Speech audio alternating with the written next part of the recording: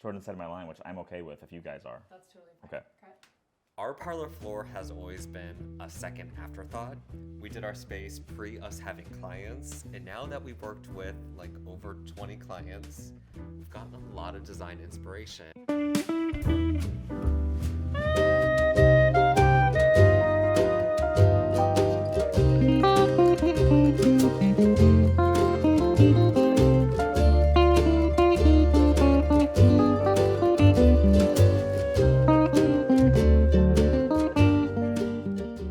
So we've been designers and renovators for going on 8 years now, and naturally the very last space that we have designed is for ourselves, hence Parlor Floor 2.0. When we first renovated our house, we were on a budget, so we were trying to get through our renovation as quickly as we can. Some of you might relate to that. So we didn't really make the design of our parlor floor as cohesive as we wanted to be, and there's definitely a lot of places we want to bring in more character and just elevate the overall design. So we have some really good ideas. Let's take you through some of our problem areas and talk to you about what we're kind of thinking for our space. Okay, so our parlor floor is long and vertical. It's roughly 20 by 40. Our very first project was our DIY project that we did on the parlor floor, and that was stripping the woodwork. And now that we've worked with like over 20 clients, we've gotten a lot of design inspiration. And one of the biggest areas that we're gonna make a change here is in the colors. And we really want to soften the room. We wanna warm it up. We wanna bring in some creamier tones. And so that is one of the biggest changes we're gonna make. So I'm really proud over the last 8 years that Barry has fallen in love with color, because when we built this house, Barry insisted on white walls everywhere, and now there's more color, and that's all I really want to incorporate. We started out with all white walls, and now we don't have any, there's no white walls left in our house except for this space that we're gonna change.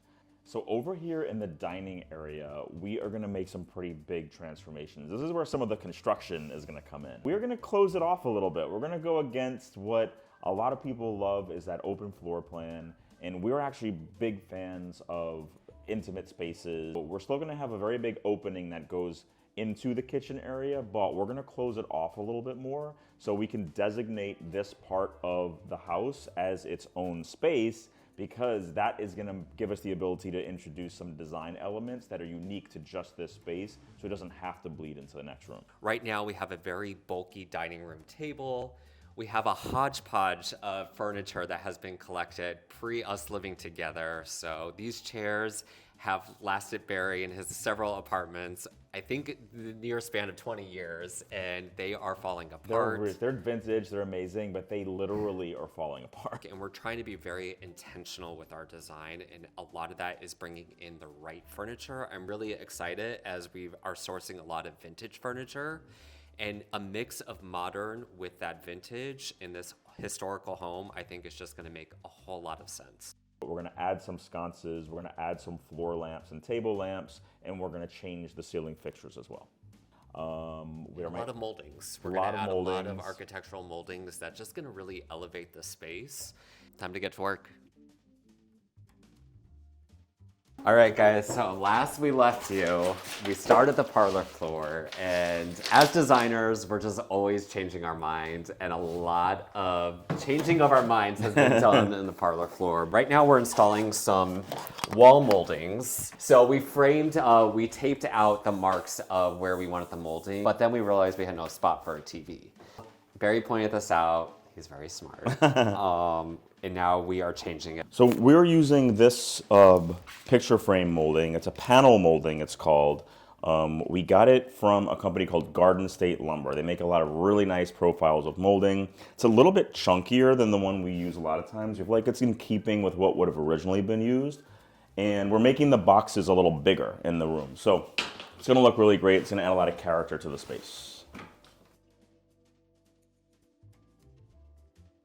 Right, so behind me, we have a brand new opening. This actually would have been originally built in place with probably imagining some pocket doors back in the 1890s. However, when we got our place, this was just kind of an open space. This little wall was here and that was up here, but then it just died into the wall. So it was kind of like had no purpose, and it really didn't create like a nice room in this area.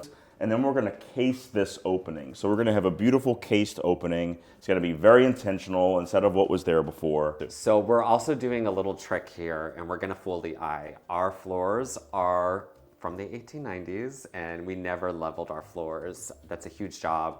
We don't have the budget for that. So because of that, our ceilings are also a little crooked, which makes this opening a little lopsided. I have the level right here, and you could definitely tell it's not leveled. But we are going to trim this casing right here, and we're gonna do it in a way that is leveled. So it's gonna fool your eye that this whole opening is actually Stay tuned, we'll see how that centered comes and out. level. So originally, the scope of our work was just gonna be on this side of the casing forward, changing some light fixtures, adding the molding. But true Barry Jordan style, we're now in the kitchen, where now we have a kitchen renovation under our wings For as anyone well. who's wanting to tackle a renovation project, it's called scope creep, and it happens in every single project. too often. You start in one area, and you're like, oh, let's do that too. So here we are doing a kitchen renovation. But I'm really excited for this, and I finally have convinced Barry to be on board with it. It's gonna be because he was so anti it. But it never made sense that our dining was in the parlor. I love living in a living space. I love hanging out with friends and a comfortable couch. So this custom millwork that we made about 4 years ago is getting swapped out with a beautiful banquette with a table. We're gonna repurpose this beautiful wood and build taller storages on each side of the banquette.